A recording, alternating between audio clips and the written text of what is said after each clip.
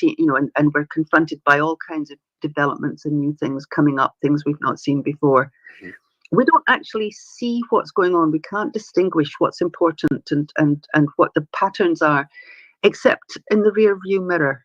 Mhm. If you're driving a car, you can't really see where what you've been doing or where you are until you look in the rear view mirror and you can see where you've been, and it's clear. And it's the same when someone, really significant, and Alex Salmond is one of the most significant figures Mhm. of my lifetime. And not just in Scotland, but mostly, mainly in Scotland. But you don't see until death comes along, and then you see. And two things that hit me right away. I had to sit down and help compose a tribute last night, so I wanted it to be absolutely Yeah. truthful.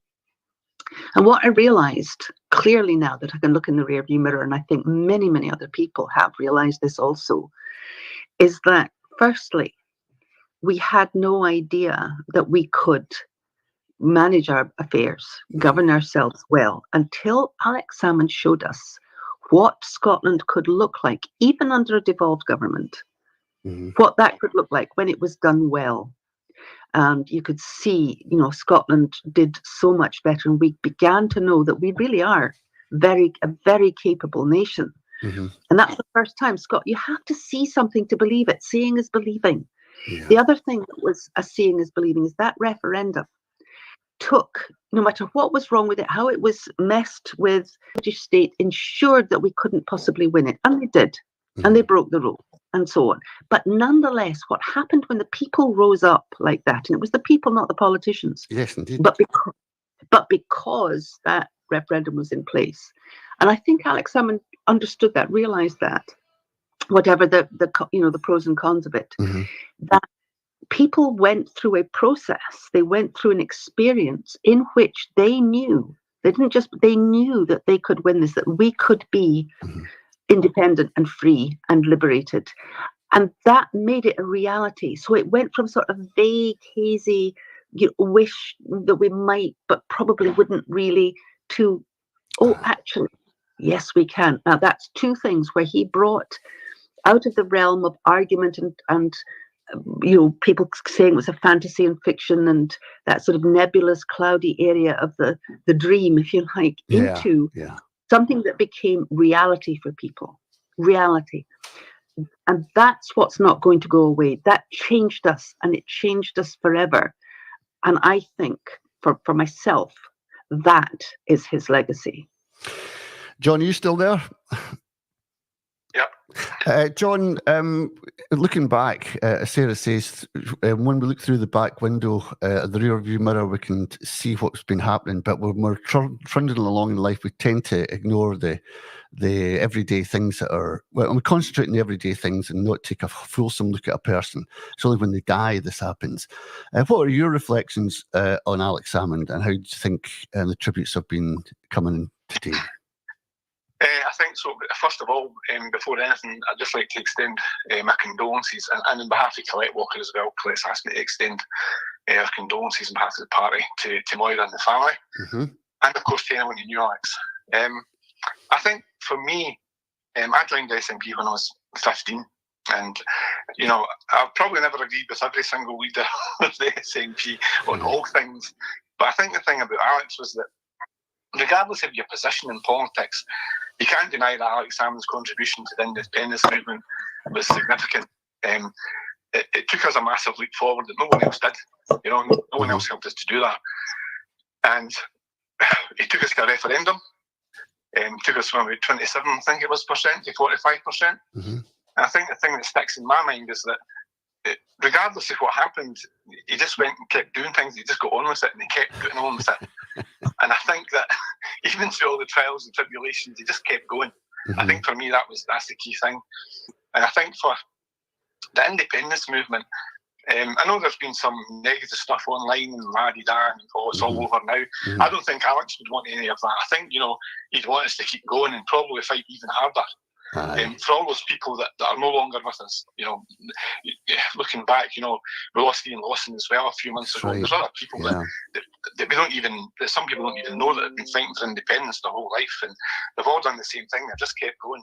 And I think that's what we need to do. We need to take some strength from this, and focus on the movement, and you know, I suppose in some way, take the work that you did, all the good work, and don't waste it. You know, keep going, and use that as a support for us for the future. And just let's go on with it. Yeah, keep going. Indeed. Sarah, Alex Salmond was perhaps his biggest attribute. He was a strategist. He can work out a plan from start to finish and get it done. And I'm thinking right now on my feet, the Queensferry Crossing, the bridge, that was a thing that people could see and remind them of what could be done with independence. He knew that these things mattered more than probably most people, didn't he? I think that was, you know, one of his great gifts. And I think, you know, for a long time he wasn't convinced about the monarchy and republicanism, but he did, you know, he could change his mind. But that, you know, in terms of I don't know how he saw the political thing playing field. I don't think that he always got that right, but I'll tell you what he did always get right. What he did know was that what I said earlier was that seeing is believing. He knew that we had to see something and experience something as real before it would become a possibility. And I live not far from the Queensferry Crossing. I can see it from my front, the grass in front of the house I live in at night. And that's, I think now, you know, listening to John, it was like, that's exactly when I look at that bridge stands for me for that exactly, that gift that Alex left Scots is the ability to visualize as concrete, absolutely there, concrete and real and beautiful, what we can achieve, who we can be, what we can have. That's really huge, and it's bigger than you can really put into words. It's right, John, isn't it? Alex Salmond, it was a forerunner. He would say things to stick in the minds of people. The rocks might melt with the sun before he gives up free tuition for our kids. He was a man of words.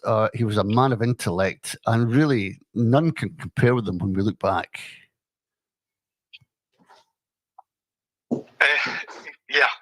He was a formidable person if you were an opponent, I suppose.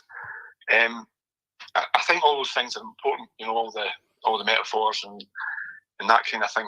I don't think we have anybody at the moment who could fill his boots. And I think it's going to be a problem for us in terms of an individual. As big as he was and as much as he'd done, nobody's achieved that much yet.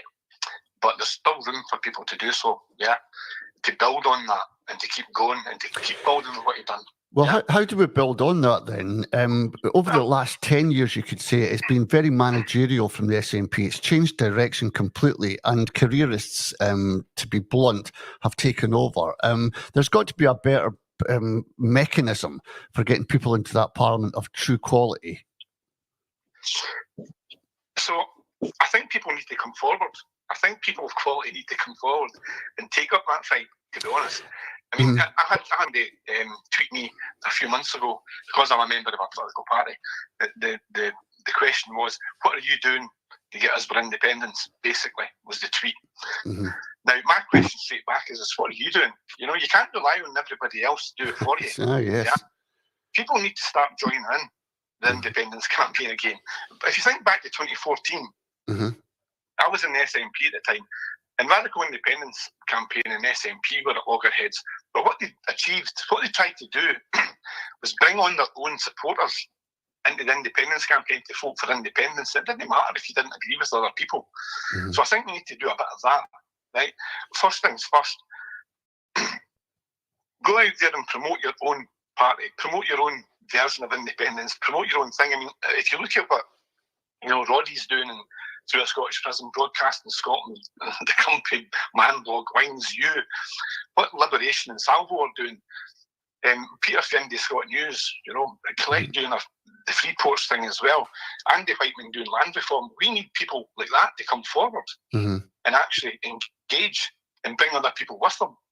And it shouldn't really be about what are all these people doing to get you your independence. It should be, what can you do to support these people, help you get your independence?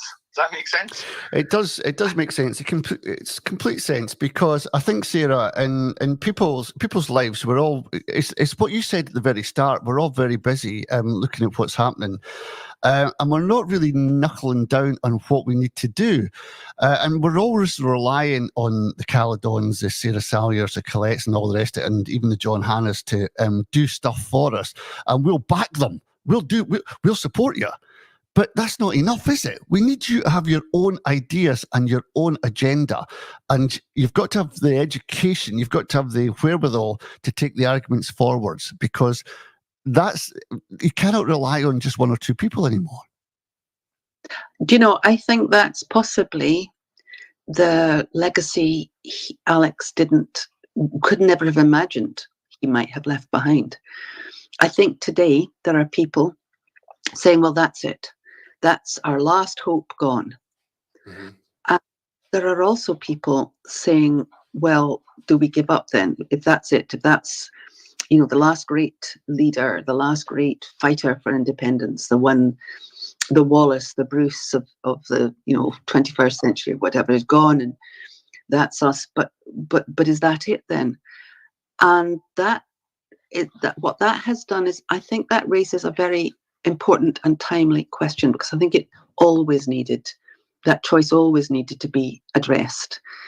If it comes down to a handful of people or a great leader, we don't live in the time of Bruce and Wallace. We don't live in the time when it's about clashing armies.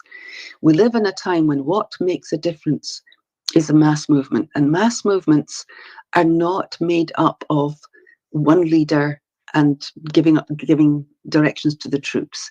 You want to know how that works, you look at the abolition movement, you look at the suffragette movement, you look at the labour movement, the trade union movement. Now there will be leading lights, there will be strong voices, but there's lots of them. There are ones that will go down in history, you never know who will, but they're not. These movements depend and come out of communities, one community after another community after another, galvanized, energized, and they come up with their own ways of, once you have a clear agenda, you know what's right and what's wrong, what you need to change and what you need to put in its place, and you have a clear vision. It's community after community, and they will finding their own events and campaigns and ways of getting people together and spreading that message and creating the momentum. And for us now, we know so much more than we did in 2014. We know now what popular sovereignty means. We know now that we are governed under an English crown. There is no combined UK crown, an English crown. That's a foreign sovereignty that makes us dependency. It explains so much, and it explains why Prophet Alf Baird can set it all out in Doonhoden. Look what it looks like. Aye, this is what it looks like because this is what happened. We know what happens when we reclaim who we are. The sovereignty of the people over their governments, their parliaments, and even their courts. That's direct democracy there. The ownership by the people of their assets for the common good. That's right there. The Crown is all the people of Scotland, and the assets, the Scottish Crown, are classed as common good assets to be used for the common good. Now, what a different message. Oh, we want independence. We'll be just like any other country, but we'll be independent and it'll be better. How about we'll be Scots again?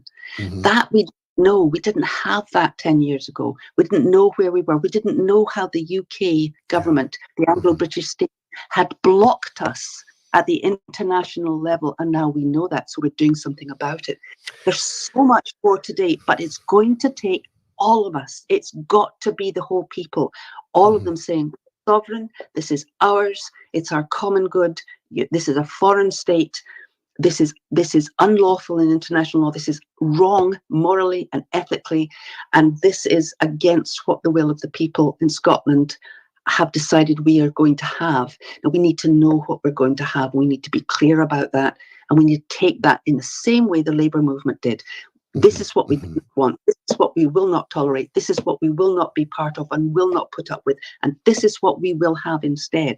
And that took us to having a welfare state that changed the lives of millions. Well, that's what we need to do. But we have to forget the idea that someone is going to ride along on a white horse and do it for us. It's us. We do it, or it doesn't happen.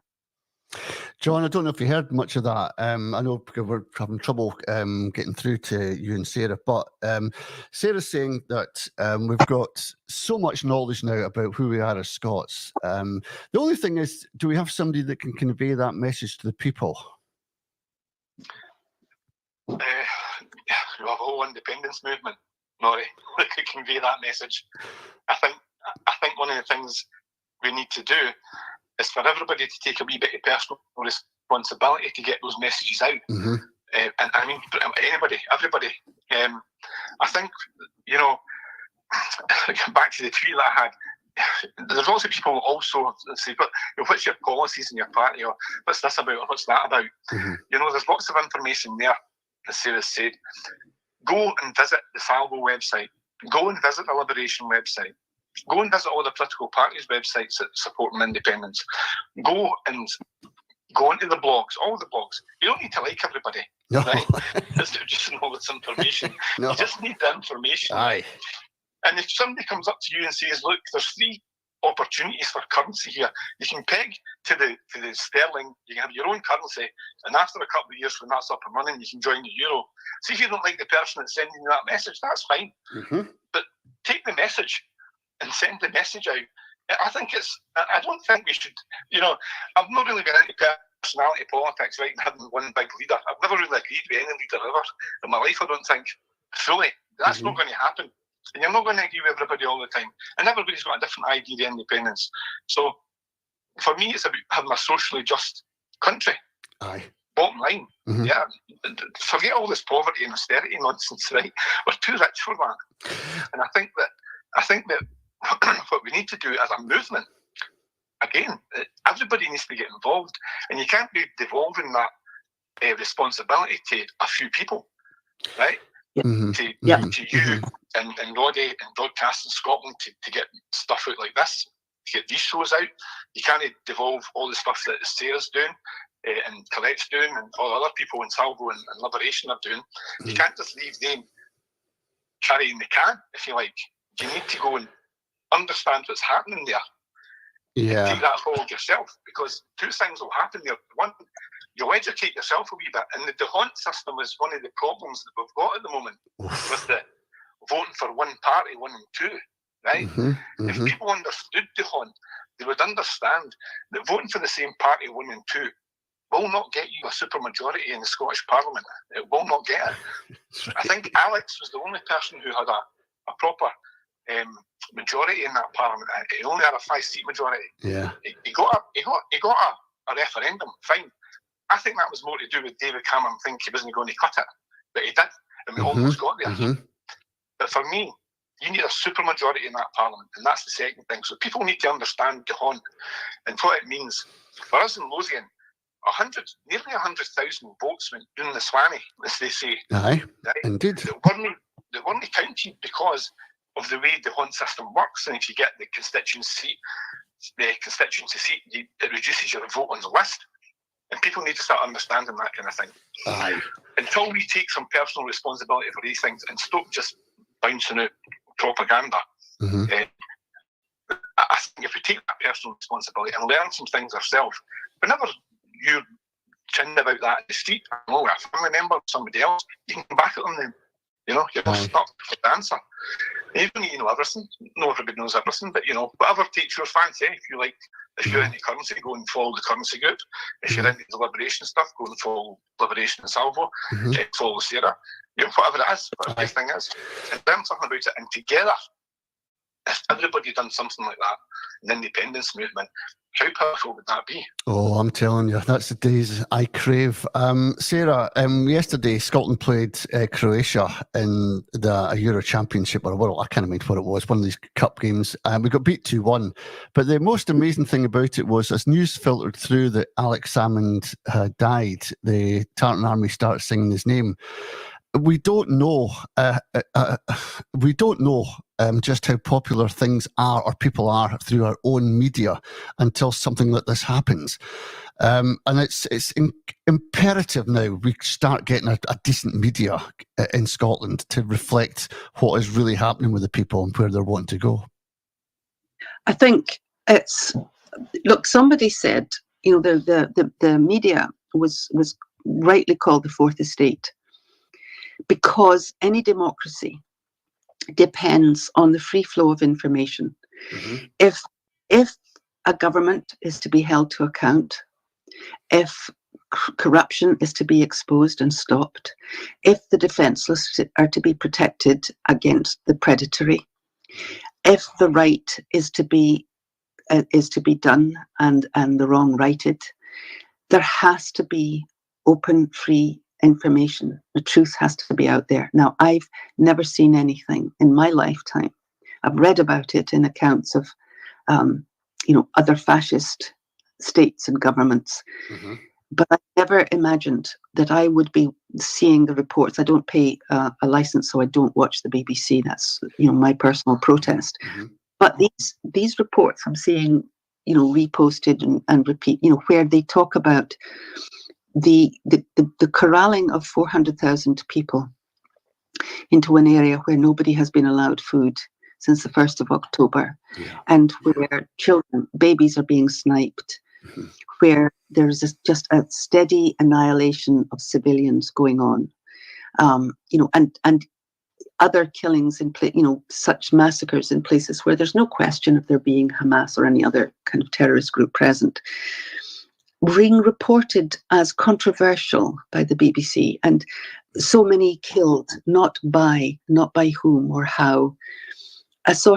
We've got a mainstream public media broadcaster, mm-hmm. cheering for a real-time genocide that has us in a state of horror, absolute horror, mm-hmm. while he tries to sanitize it, and the client media follows suit. Yeah, The Guardian published that Jacobson article saying that reporting the deaths of these children was, blood libel.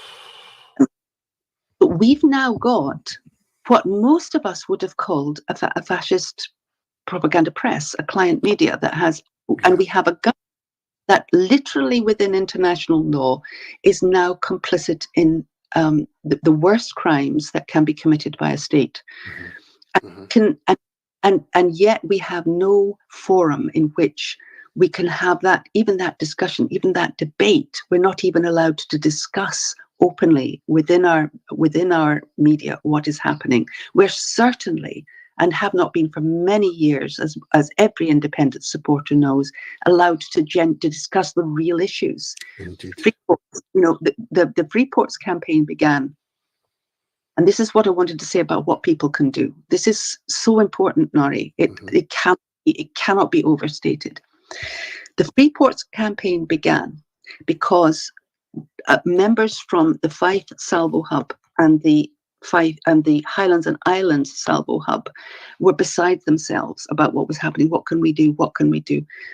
So they said, can we begin our own campaign? And that's exactly what Liberation is about. Liberation isn't just an organization and it's certainly not an organization with one person at the head. It's about a movement that is a struggle against an unlawful and occupying power.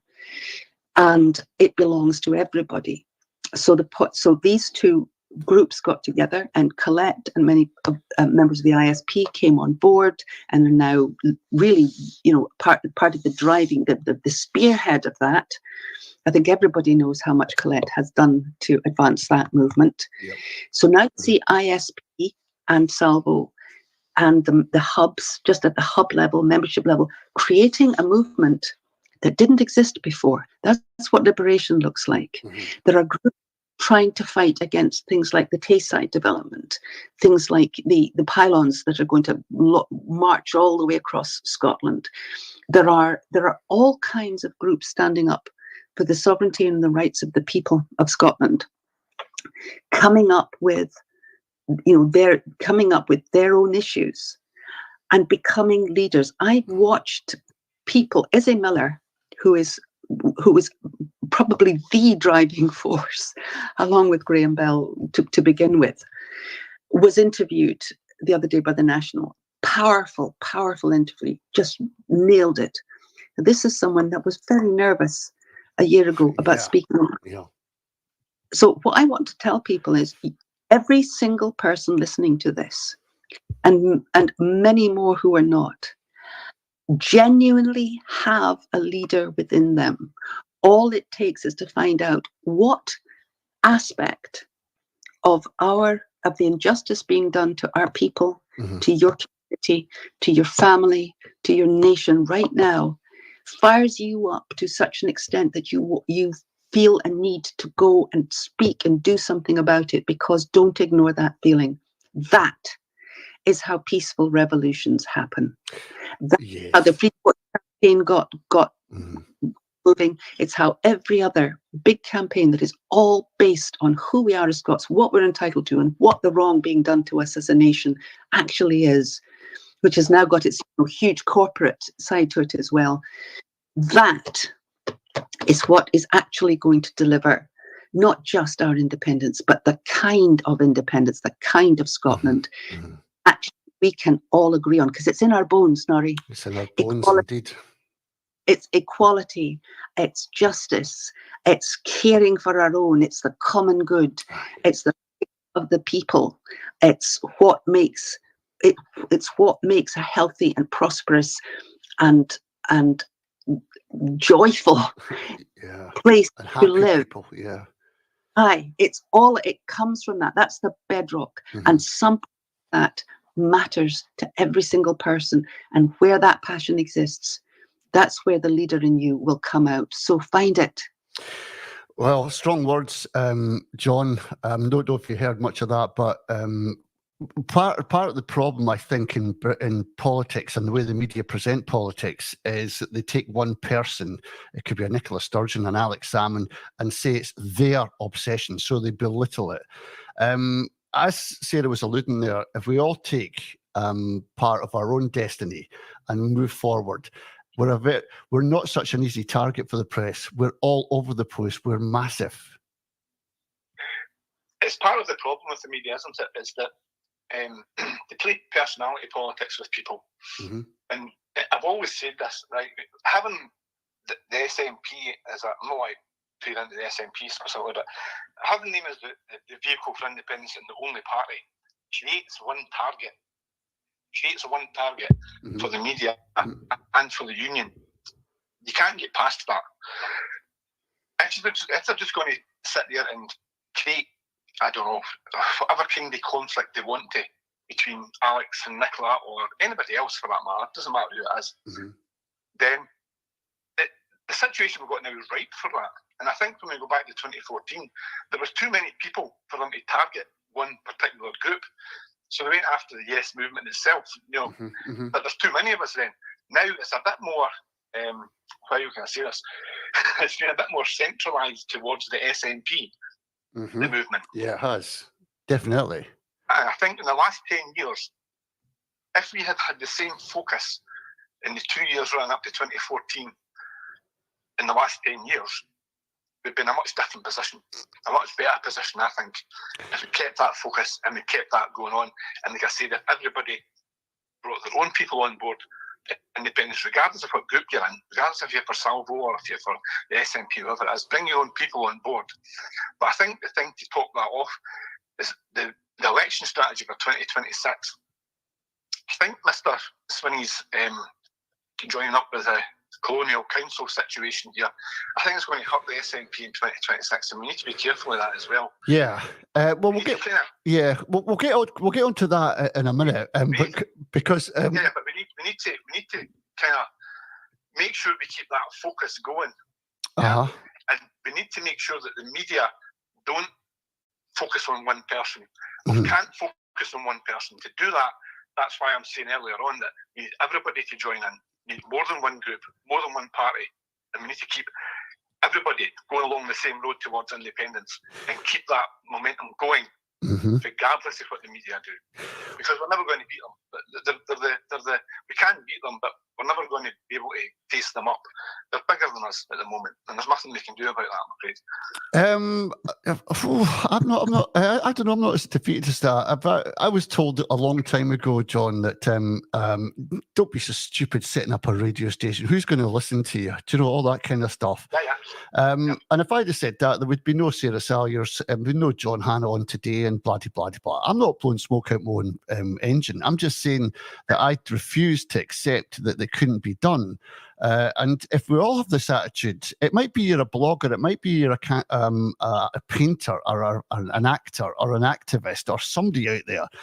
If we're all saying, well, we can't do it because it's all too much against us, we're all going to be back where we were. No, we can do. I'm not saying that. I'm saying we can do independence, but we can't change the unionist media. That won't change. Well, we can join in with their own media. Doing what you're doing what Body's doing what Broadcasting Scotland's doing. Yeah, we can do all of that. Until we get media devolved, there's nothing else we can do on top of that. That unionist media will just pump out the same stories again and again and again, and they'll target whoever they think they can take down. And if that's Alex Salmond, or if that's Nicola Sturgeon, or if that's the next person coming along, if it's Humza, if it's John Swinney, that's what we'll do in order to keep that down. We've got a point, Sarah, hasn't he? The media all work their way against Scottish independence because they're part of this establishment, I don't know, circle. But looking back at Alex Salmond for a wee second, he did circumvent this. He went on to RT and he took his, I think it was a Fringe show that he took on to their station, and he broadcast a Scottish, even though it was a kind of comedy Scots thing, there was some hard-hitting facts, but not really that much. He saw something that he could do and used the television to broadcast a message. That's the other thing we never forget about Alex Salmond. He was always looking for ways of getting his message across. Yes. Well, what he did that we can all learn from is he used whatever was available to him, very in ways that people didn't agree with, but they worked. You have to make a decision. Oh, are people going to be upset at the idea I'm doing this with RT, or and that's important, but is it more important to have a platform when we're shut down by all of the media? So he decided it was more important to have and use that platform. Aye. And I think he made the right call. Now, what about the rest of us? What do we have? That's what it's about. It's again, instead of waiting for something to happen and someone to do something, it's what could we do? Back in the day when there was no TV or radio or anything of the sort, people produced pamphlets and handed them out. They had a meeting. Yeah. They set things up. They set up places where people could get food and also hear the message of the labour movement. You look at exactly what they did and how they did it. You organised at the same time as addressing the needs of the community that you are representing and part of and wanting to help. Now, we're going to have to think outside the box. We have to. We've got to stop bleating. And I'm a bleater. I say, oh, I'm as bad as anybody else. But, so fine, have your wee moan and and it's fair enough. But then it's, what do we do about this? How do we think outside the box? Right. And I'm always reminded, I used to, when I had a very early class when I was teaching at Fife College every week. And I would, in the morning, I would be heading to my car and I would always go a wee bit early because I would meet my local street sweeper as often as not. And I had the best chats with him, the best conversations with him. And he was always talking about things that would make things better. Yeah. And my God, he had some of the most wonderful ideas. He would talk about, with a care home, and actually just a what he called the old folks home up the hill. And then we had a house in Falkland where kids in care, there were kids who didn't have parents, or who were it was a care home. It was a nice home. It was nice people. But he said those kids need a family. They need grannies and grandpas.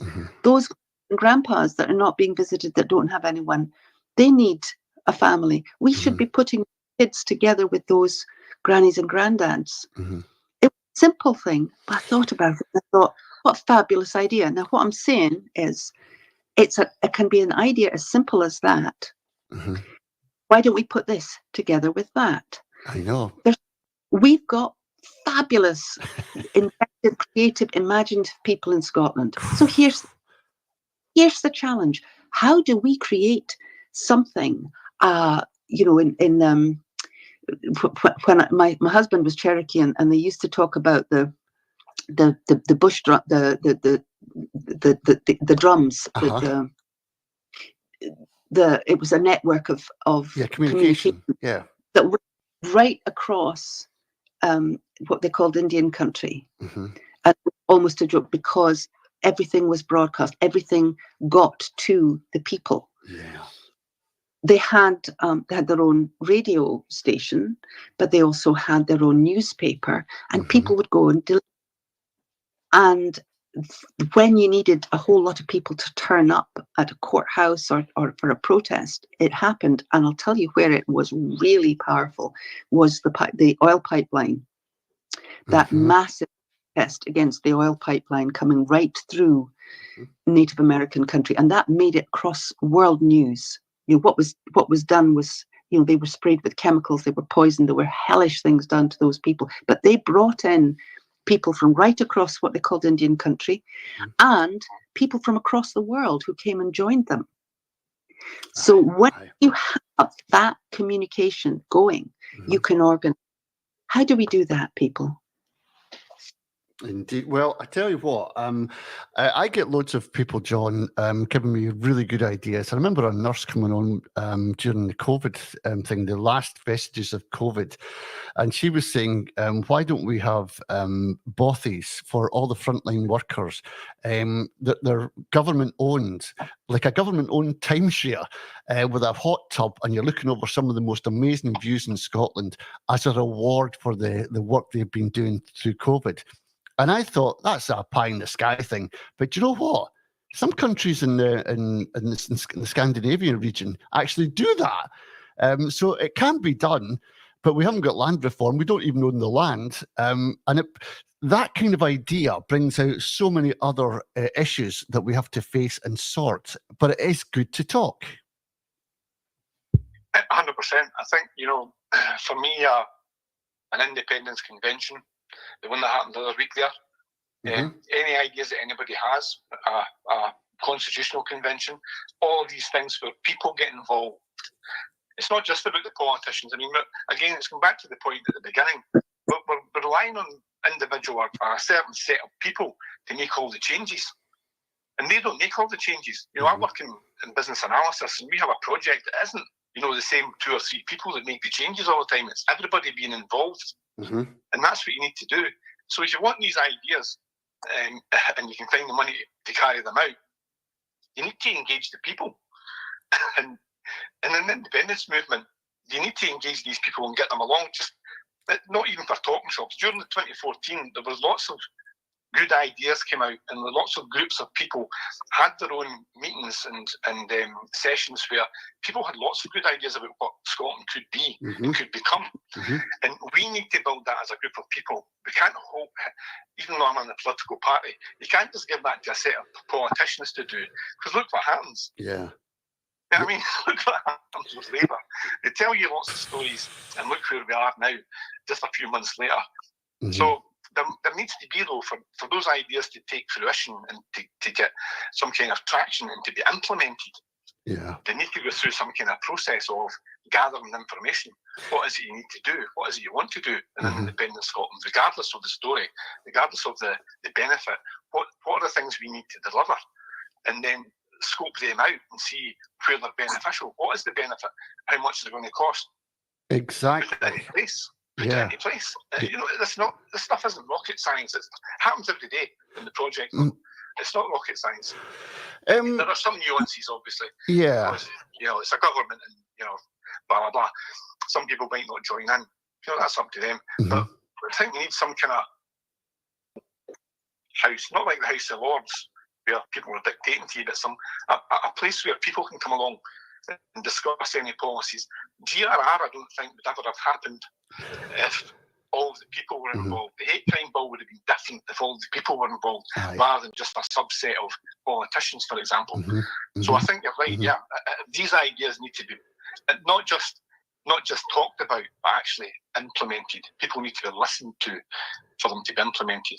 Yeah. Yeah, that's a good point as well, isn't it, Sarah? Because I'm listening to politicians now, and every time John Swinney's up against somebody or other, he says, well, we put X amount of funding into this, record numbers of millions into this and all the rest of it.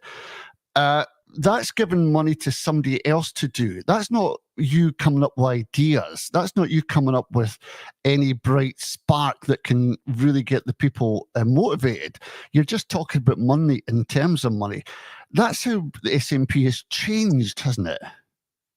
Well, it's become exactly what Alf Baird says. It has become the accommodating political establishment looking to negotiate its own privilege and its own position, and to negotiate slight improvement with the colonial power. And what is absolutely typical of that kind of, I don't know what word you'd use to describe it, but let's just call it the accommodating establishment, is that it is completely out of touch with real people, completely out of touch. There's what see on the streets is what is happening in homes and in communities, and particularly in the schemes across Scotland where poverty is killing people at an absolutely appalling rate. Having them in conditions, I think some 60,000 people, is that right, homeless, and very many more than that living in subhuman conditions. Many more than that. We have a fifth of Scotland living in real serious poverty, not just a bit of hardship, but I mean really serious, life-threatening. And we have John Swinney asking Keir Starmer for a bit more investment in Scotland, and never raising the fact that, for instance, the money that we get back that we produce, we get a portion back of what we send to the British Treasury. And out of, we're going to take this investment in these special economic zones to give to these private companies. That's not going to put another meal on a table. No. It's not going to ease the cost of the burden of heating with our own product, by the way, for one single family in Scotland. It's not going to create an opportunity for one single young person looking for a career or a craft, a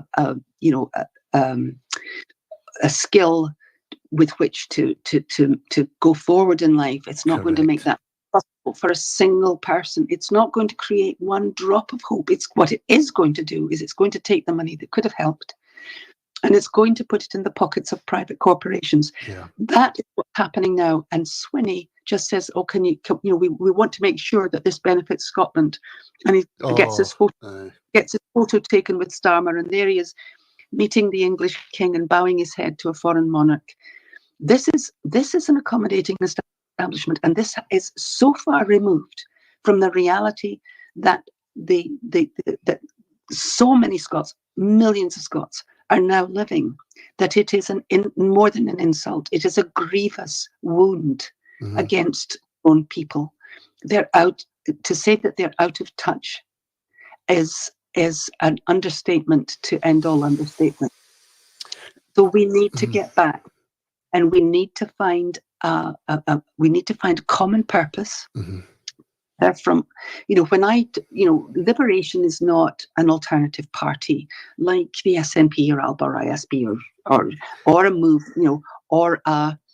it's not even Salvo is a campaigning arm. It campaigns for liberation, but you don't have to be part. But liberation itself isn't an organisation that is one or the other. Every single movement, party, community group, campaign that is striving to restore what belongs to the people of Scotland and to stand up to this colonised power is part of liberation, and that's what we need to get into the national psyche. Can I just give you an example of exactly what you were saying, Sarah? Here in Inverness, you've got these out of town, and now they're in the city centre, these big, huge shopping centres where you have to drive your car there.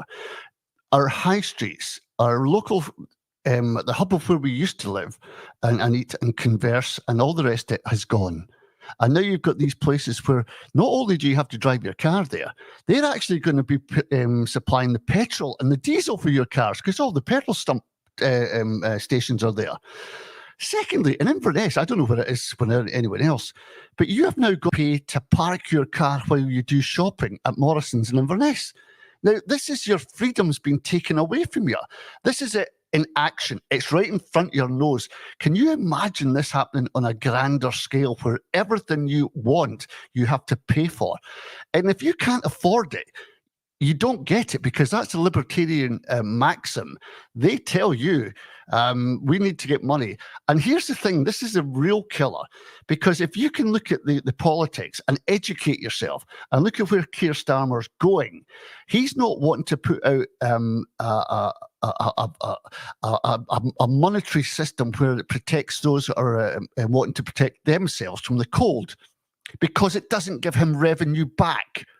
It's giving away money for nothing. That's the libertarian maxim. That's what we're up against. And if we don't open our eyes and get learned to this, we're going to be sunk before we even know it, because things are happening. Even now, Glasgow has become nobody even knew about it. Yeah. Yeah. Well, did you see the wee article about the hospital in London? I can't remember which one it was. The wheelchairs. Wheelchairs. Aye. Listen, can I bring John in this time? Because John's waiting in the wings. John, can I bring you in this, just because I know you're a business analyst and all the rest of it, working with business. Do you get the feeling that businesses know what's round the corner waiting for them? I think big corporates know. Mm-hmm. I think all the big guys know. So just like you've been speaking about here, the supermarkets know, big insurance companies know, big banks know. But your average Joe, the tiler up the road, the plumber, I don't think you have any idea. And when you have I don't remember the guy's name down in London who runs a plumbing company. He's a multi-millionaire. Aye. He owns all the plumbers, right? In that area, or the good plumbers anyway. Is it going to go down that road? And just to pick up on something you said there, where I live, there's the supermarket, there's the petrol station at the supermarket. There's another petrol station trying to compete with it, but they've got a lower price at the supermarket. As soon as our petrol station goes out the game, that's it. Price will just go up. And like you said, you just pay for everything. You just pay for everything. And it's not just that. I mean, the Freeport situation is just going to make it worse. And basically, if you have no money, you're just going to be stuck in the house. You won't be able to go anywhere again. Right. I mean, even getting, we've still got our butchers and a couple of shops like that. But you're lucky. It's just, yeah, exactly. It's just getting to the stage now where when I ran for council the other week there in the by-election in my ward, one of the biggest issues here is the community centre. It's that they can't afford to run the community centre, and somebody's trying to do a management, not a management buyout, but they're trying to manage the community centre away from or part of it away from the council. So the council's only running the library. Right? So just to go back to the point of there being no central place for people to commune. If the library goes, that's it. I know. If the community centre goes, that's it. There's nowhere else to go for people. We have a man shed here, we have another shed for other stuff, for council stuff. But once they go and the council let them go, and then comes the Freeports, that's us. You're on your own. Really. I know it. I tell you, even when we're speaking about this, I get a chill run up the back of my neck, Sarah.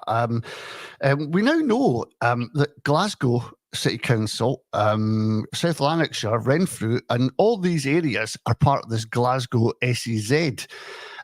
This is a massive area that's going to be handed over.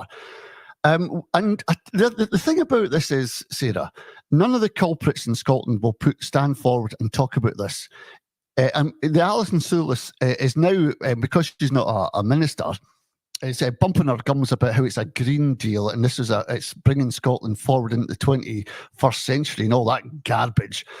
We're getting gaslit at a hell of a temperature that we can't see. We just can't see what's happening, and it's too much for us. We can't process it all because it's too dangerous and too much.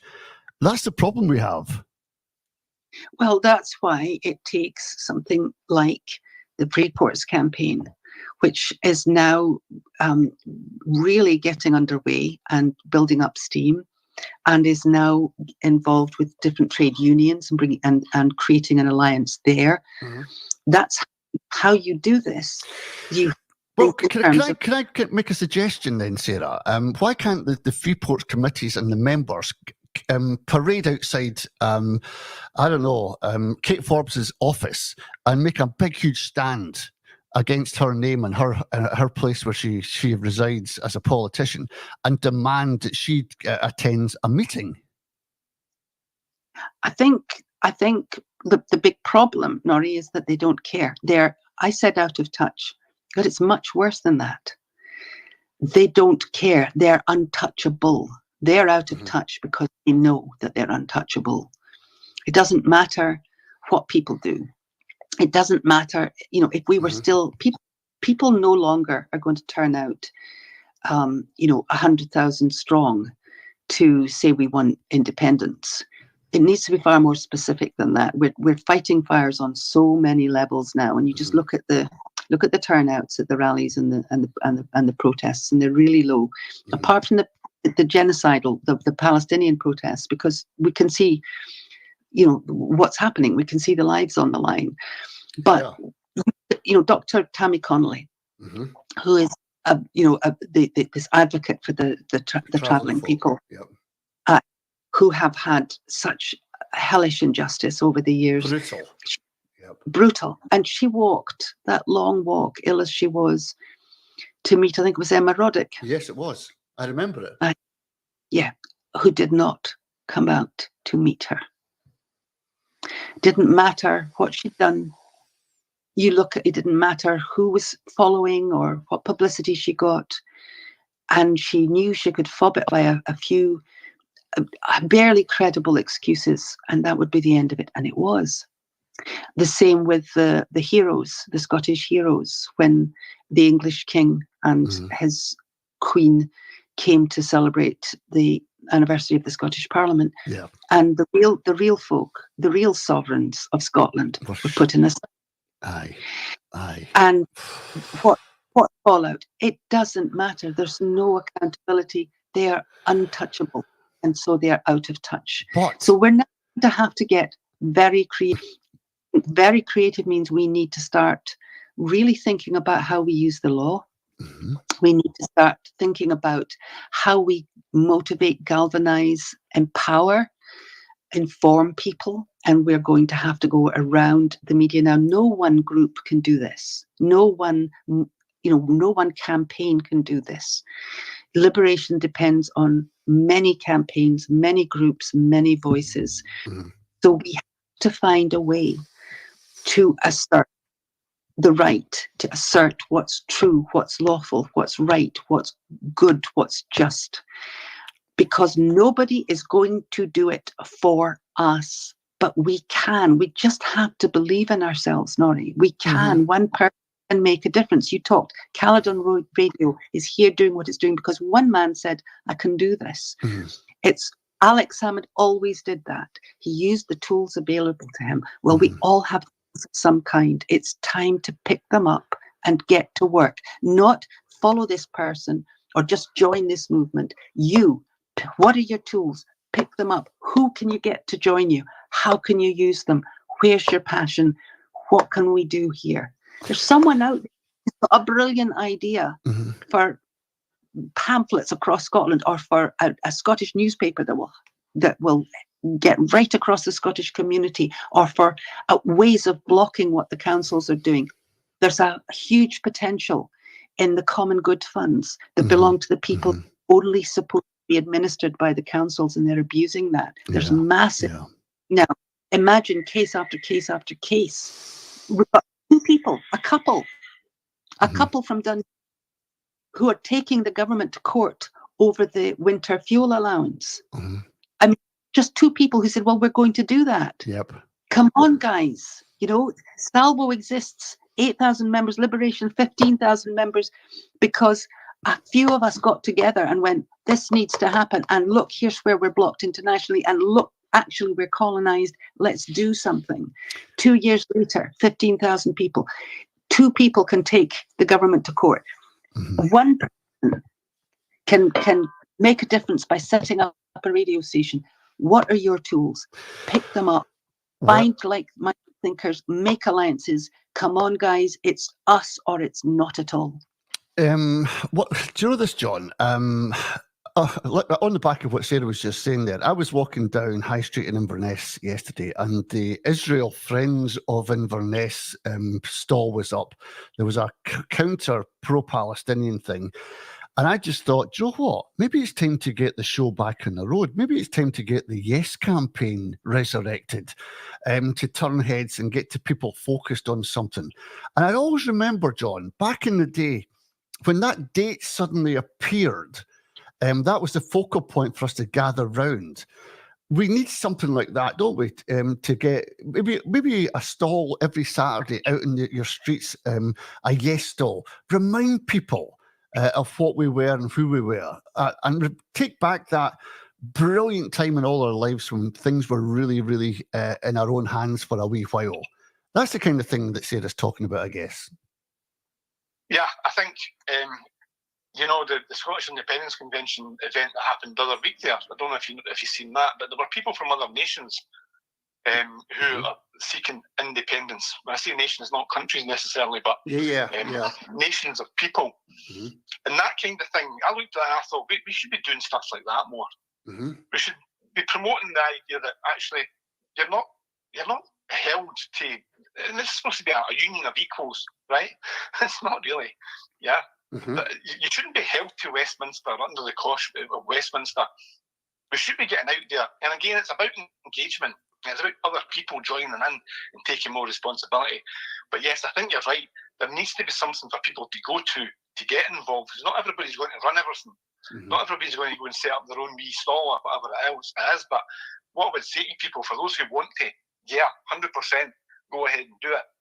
Is there a need for a national campaign? Yes, I think there is. Yeah, I think so. Yeah, I think people who are recognised need to get together, regardless of their view, their independence view, never mind their nationalist, unionist view. But regardless of what path you want to take in terms of independence, the people who are visible need to get together and say, here's what we should be doing. And they have to have some kind of convention, like we just mentioned a wee while ago. And we have to keep promoting that. And, you know, we need some money to do that as well. Right? I know that people are a bit, you know, fed up with lots of different events or initiatives that kind of fell by the wayside. And a lot of people have put out a lot of money. I've done the same thing myself. Right, and I'm not really wanting to do it again unless it's going to be beneficial. And I think we've got a wee issue there that we need to address as well. I think this needs to be something that's viable. And something that is going to stay there, And I think we need to have people who are visible enough that it would hurt them if they've done it wrong. If that makes sense. They need to be held to account. They need to take responsibility for anything like that. But right back to the very beginning, mate, everybody needs to come on board, and we all need to go and support that kind of thing, or it's not going to happen. Yeah, it's not going to happen. 100%. We need something like that, to get things going. Because to coin a phrase my granny used to use, we're just running about like a crew with a gun. Yeah, we're all over the place, right? We're all over the place, and we didn't know where we're going. Aye. And something like that to focus people on one thing, and get rid of the egos, and get rid of all the tribalism, and get rid of all the my party's better than yours, my organisation is better than yours, our ideas are better than yours. Let's just go together and just put them all out there and let the people decide what's better. Yeah. Well, I back that 100%. I know there's a key issue of money, but money's not everything. Sometimes we can do things without money and just our own imaginations and our ingenuity. You know what? Even if people are willing to put in enough money to pay for a venue, yes, right? You don't need to build up hundreds of thousands of pounds into a kitty and then decide what am I going to do with it. What you need to do is go and book a venue and tell everybody, look, this venue is going to cost us X amount of money. We need so many people. Who's in? Right, okay then. I used to do that in doing personal development when I was coaching.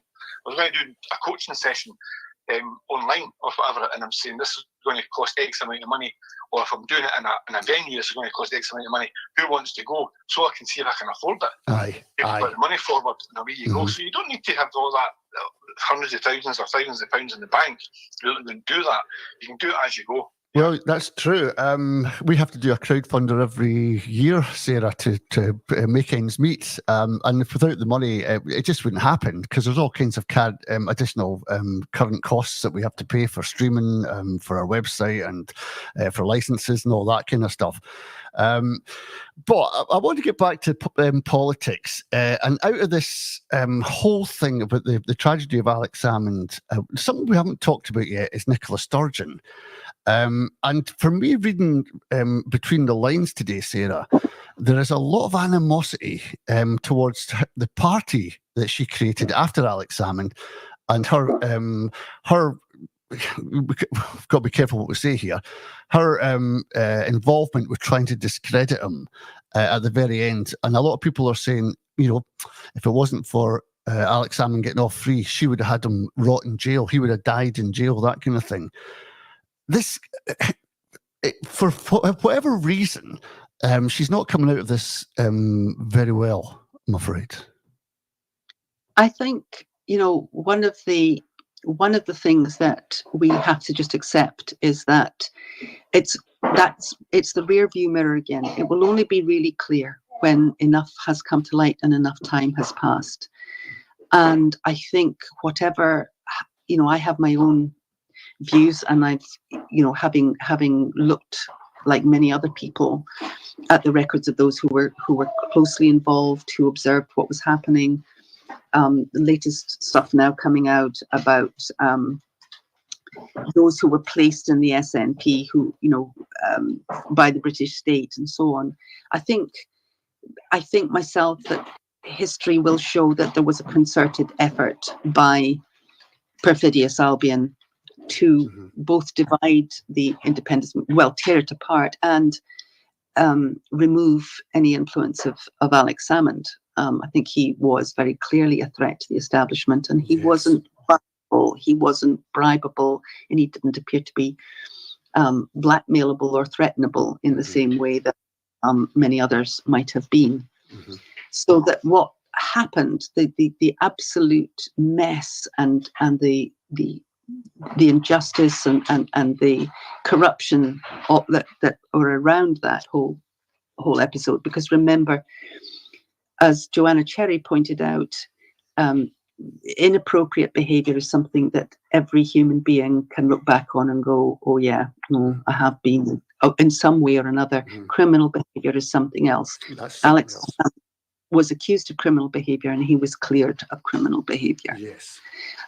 The idea that he might have sometimes behaved badly or inappropriately before, that saying comes to mind, before you cast the first stone, take a good look at yourself. So, to move it from the realm of a criminal accusation into, did he do things that he shouldn't have?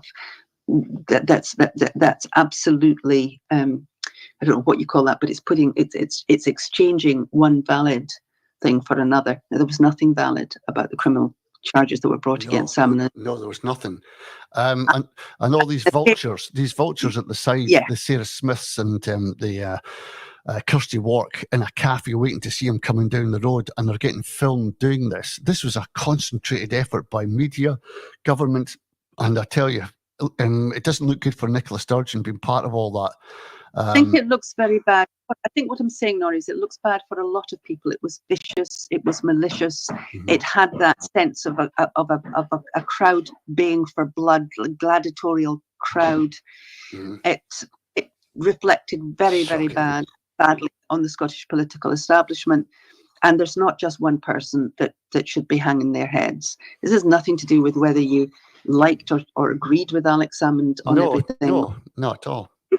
It's to do with the accountability of power and the way that power can be abused, and particularly predatory abuse of the law, which is very, very serious for law. Indeed. In the same way that we can say international law has been shredded by Israel, we can say the accountability, the credibility, the integrity of law here at home was shredded by those who were prepared to use it in a predatory way for political ends. Now, that is something that does not just come back to Nicola Sturgeon.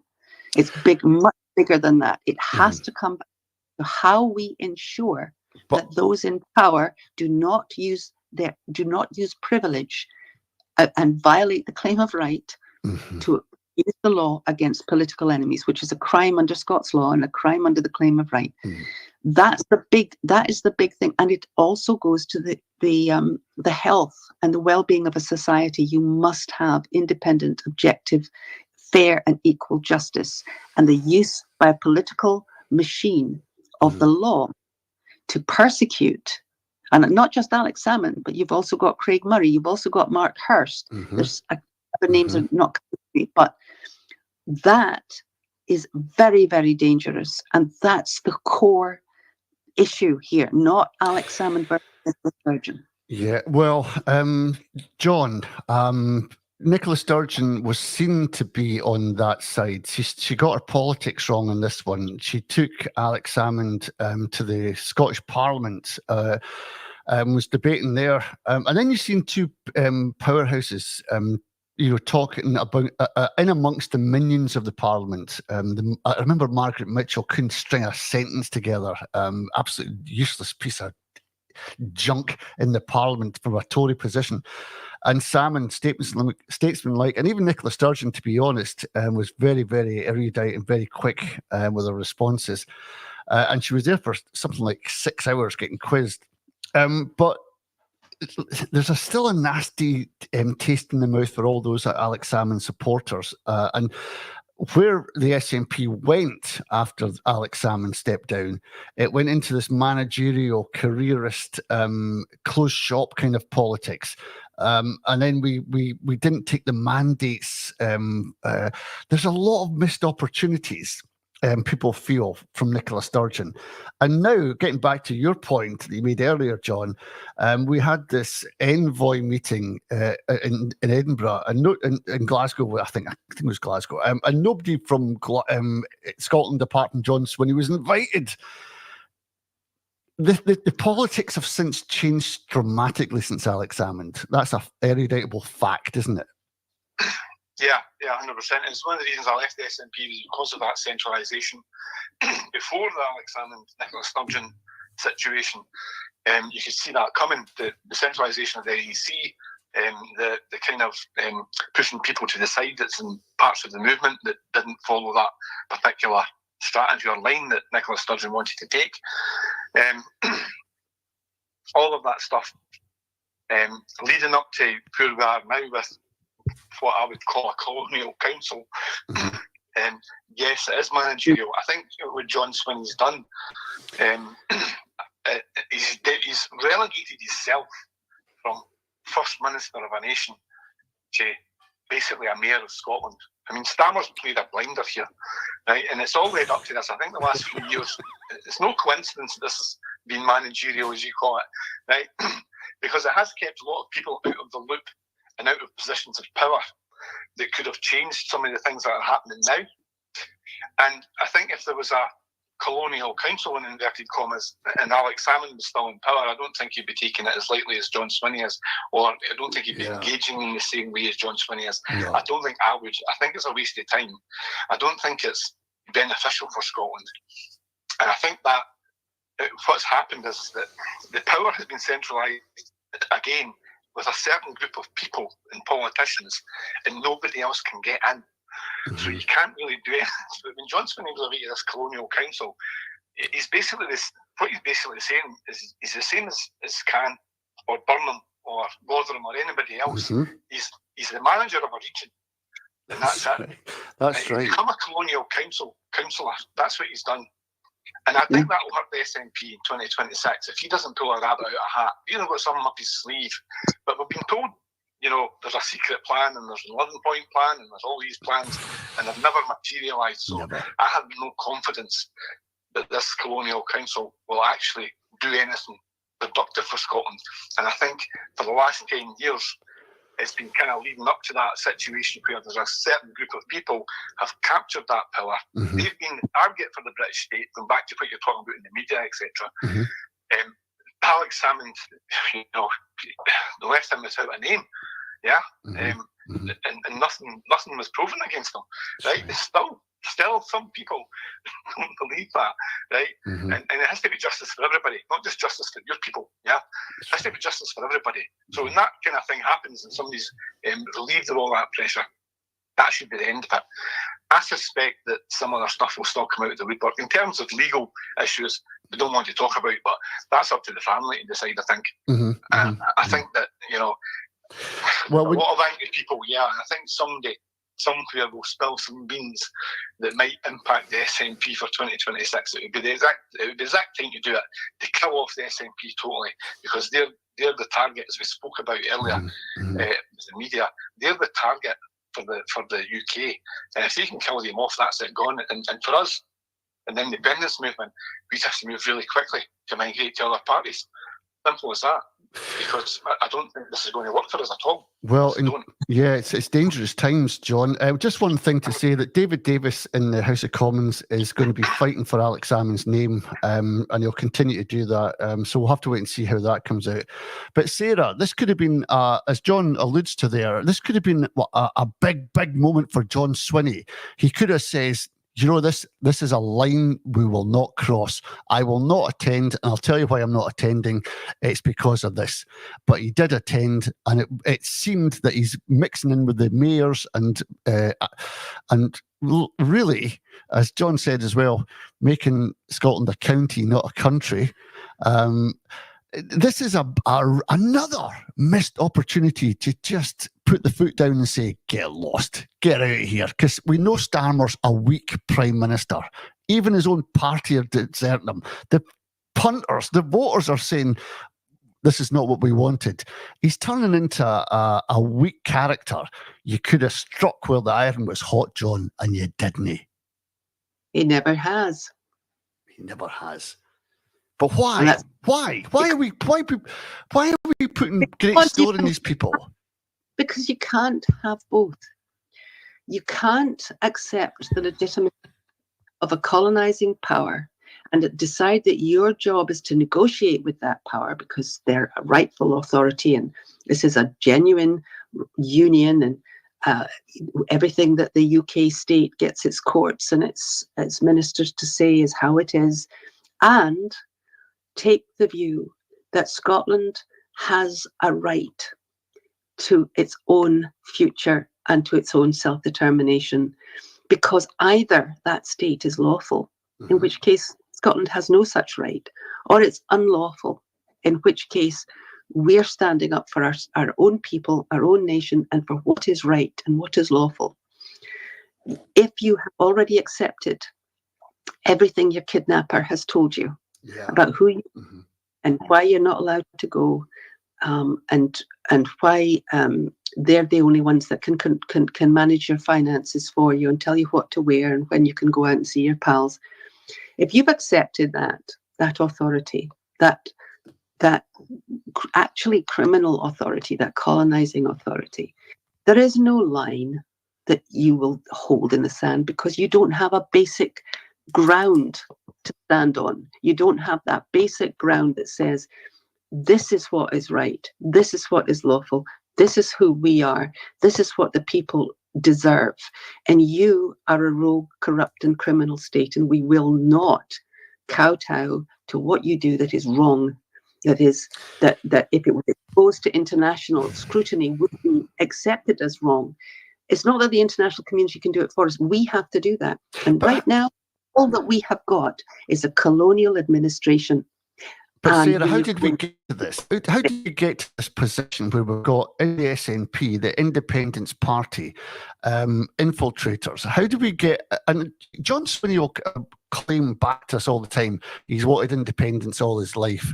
He'll come out with these sound bites, but the actual actions that he's done, the grand total of zero. Read the British playbook. Read the British intelligence playbook. Look what they did in Ireland. Look what they did with the miners' strike. Look what they did under Thatcher. Look how they operate internationally. Go and read the playbook. Understand who we're dealing with. Yeah. Of course, they infiltrated the SNP. Of course, they used combinations of bribery and blackmail, threats, and offers Baubles of and junkets. Yeah, or you could be part of you can get into the club, the big boys club. You could be part of the powerful. You can be a member of the club, or you can be outside and be a nobody. And by the way, if you do not join the club, you might find that your future is not very secure. So they hold all those cards. What we have to do is start looking at how they play and start coming up with strategies we've never come up with before. And I don't mean violence or anything, that would be criminal. I mean, we have to outplay them. We've got to start thinking strategically. We've got to start coming up with tactics. We've got to understand what the big threat, what is the big stick that Westminster holds over Scotland. And I will tell you now, and at some point I need to do a broadcast just on that. What they did was they tied us up in terms of international law, and independence is simply a matter of international recognition of a state. But if you do not follow the rules, and you will not get that recognition. And if you have been set up by the colonizing state to be represented to the world as a voluntary partner in that state, that you have to create this new state that has an absolutely legal identity internationally and has the right to security, integrity, and to protect its own borders, then you cannot, in international law, if that were true, you cannot simply take the right of a people to self-determination and use that to get your independence. You must make an agreement with the state that you helped to create. You must, because the state also has rights. But what they did was they disguised the fact that Scotland is not a voluntary partner in this union, not technically, and not de facto. So that we are an invisible colony, an invisible dependency that has never been recognized. Now we're going to have to change that, and that's what Liberation is in the process of step by step getting ready to do. But at home, we need people to understand that too, because you need the confidence, you need the absolute confidence to know that what you're saying is right, and that you do not accept. And that's the difference. The SNP accepts the authority, the legitimacy of the UK state and the English crown. You do not accept authority, or you've no room, no place to draw a line. Well, do you know this, Sarah?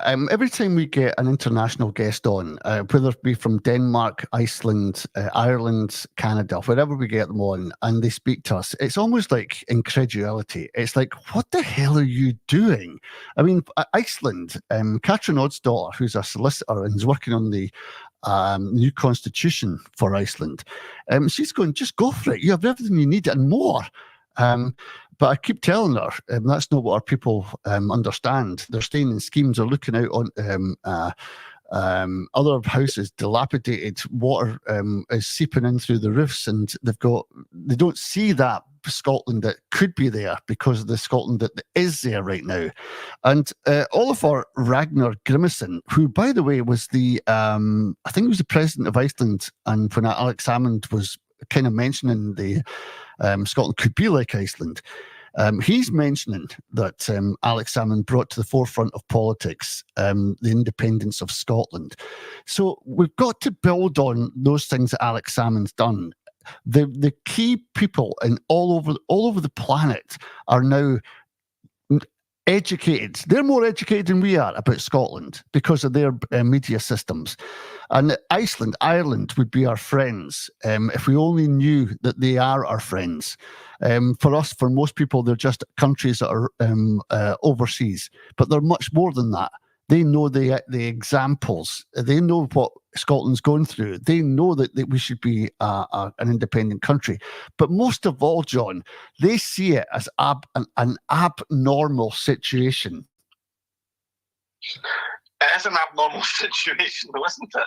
I mean, just look what's happening just now, today and yesterday.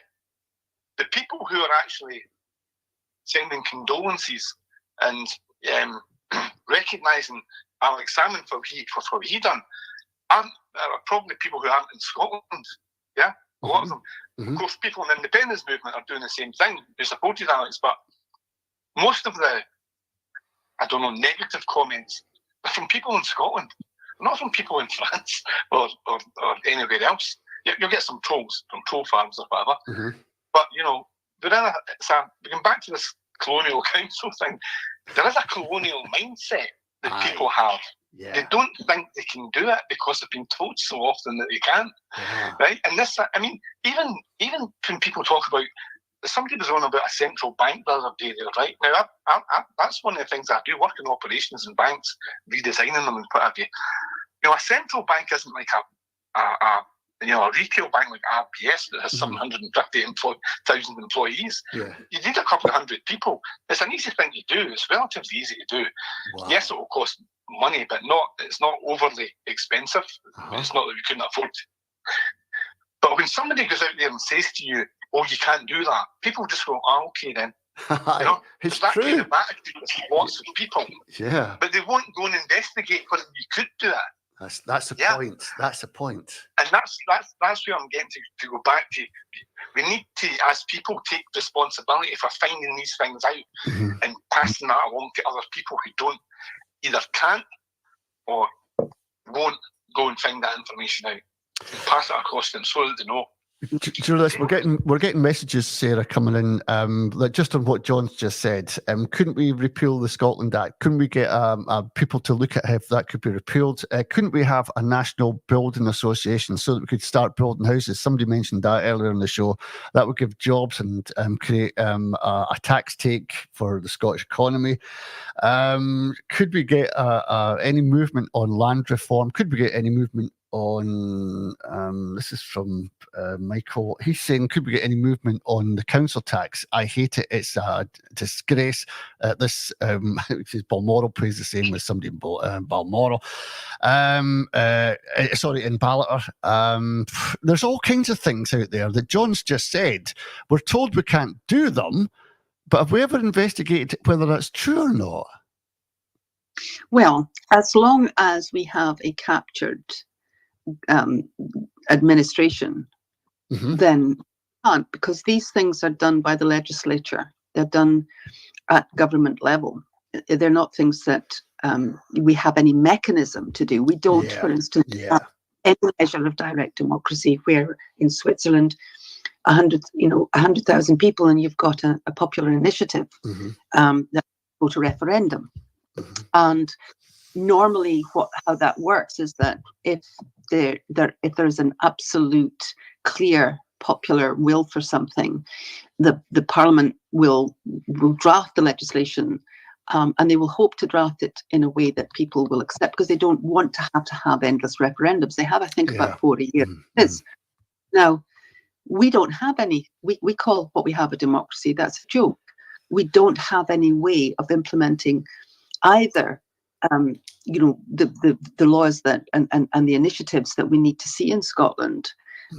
We don't have any way that allows the best ideas and imaginative solutions to be put forward by the people, which is a terrible waste. Nor do we have any way of preventing bad legislation from going through, because what we have is we have a devolved administration that is reflecting the needs of Westminster, which is to say the British state, which is not actually a union at all. And we have no mechanisms. So we're in the position of having to to construct and create a resistance and moves and thinking that put those forward. Now, these are, there are lots of people that are thinking about what would we have. Sarah, what about this for a mechanism? What about this? You said there's no mechanism, but what if we had a Scottish Constitutional Convention and we said, look, this is how we're going to get our independence? And one of the things is, if we could start a campaign of repealing the Scotland Act, it would get people to know about it and what the anomalies are on it.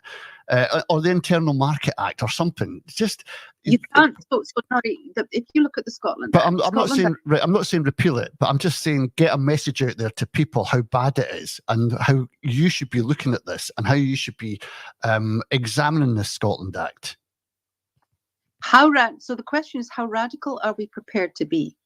So I think what I would say now is that we have been apologetic and mousy and terribly polite and not wanting to tread on toes and we mustn't go too far. That's the colonial mindset.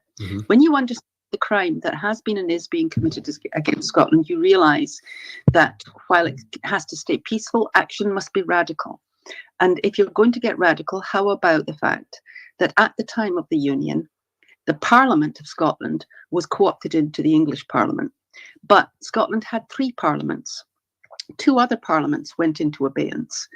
The Borough Assembly, the Royal Convention of the Boroughs, which is a fascinating aspect of Scots history that none of us ever get told about. And the other was the Convention of the Estates. And the Convention of the Estates is an alternative parliament that not only approved all taxes, it also drafted legislation, it also did any international negotiation. The Convention of the Estates was called as needed. And the Convention of the Estates could sack a government and a monarch and create a new one because it represented the sovereignty that lay with the people. Now, it's never gone away. And the Church of Scotland is still one of the bodies that could call it. So do we get the Church of Scotland involved? Why not? If we wanted to get right, and the Church of Scotland would support on the basis of the claim of right, which underpinned its rights, we could have that convention constitutionally lawful and to which Scotland is entitled, by which we could sack a violating government, which would be Westminster. Wow. That's constitutional law. Now, it's radical. I'm just thinking here, one of the biggest institutions in Scotland, the Church of Scotland, would be instrumental in bringing down this union. How glorious would that be? That would be amazing. And I can tell you what, because we could show in international law, we could show legally that the claim of right is in force. It was a precondition to the union, even though they never implemented the treaty. It was a precondition not just to the treaty, but to the union. Therefore, it's still in force. And under the claim of right, the Convention of Estates, which passed the claim of right, sacked the king and his parliament, is a legitimate instrument of Scottish governance, still in force. It was ratified. Now, it's radical, as I said, it's left field, but it's doable. It's doable. And under the convention, they had elections across Scotland to that convention. You can modernise that very easily. You could show the international, look, we're entirely entitled to this. The union has this in its constitution. There it is. We're convening this convention, and under Scots law, we're sacking a violating government and choosing one, as the convention of the Claim of Right Convention in the 80s said, suited to our needs. Well, it's doable. It is doable. John, did you hear any of that? I'm just worried if you can hear Sarah. Using the Church of Scotland to bring back a debate, if you like, on the claim of right and Scots law. How do you feel about all that? Finally. Yeah, 100%. I mean, I think focus groups and pressure groups are instrumental in making changes. Nobody's saying we need to have a constitutional convention that will repeal all the acts that everybody's ever done in Scotland or in Westminster. We don't need to ask Westminster's permission to talk to each other. We don't need to ask Holyrood's permission or the government's permission to talk to anybody. If it was the case that somebody like that ran the situation, regardless of who it is, poverty groups as well. I mean, why don't we involve poverty groups? They're screaming. for money. They're screaming. I mean, was it 1 in 4 children in Scotland live below the poverty line? Yeah. All of these focus groups getting together and starting conversations is what we need. And if you build it from the bottom up like that, rather than top down, it doesn't matter which way you build it, bottom up, top down. You go and you start yourself a convention and you ask everybody to join in, or you get individual groups to go and do their thing and then build that together into one big convention. It doesn't matter which way it works, just make it work. Just make it work. As Sarah alluded to earlier on as well, all the day jobs, it's how we get that built that's the challenge, I think, and how we can get people involved to do that stuff, But 100%, get all these people involved. That would be the basis for a constitutional convention anyway. It's not about the politicians, it's about the people, it's about the churches, it's about any other public-facing organisation, and it's about individuals and councils, everybody getting involved, I'm going to give the last word to you, John, because we've got to tie it up there. Listen, thanks so much to the two of you for joining me on Caldown Radio at high noon today. Absolutely explosive show. A wee tribute to Alex Salmond as well. Thank you both. Honestly, I really enjoyed that. Thanks, Norrie. Thank you very much for inviting us on, Norrie. It's a pleasure. Bye-bye, folks. Say hello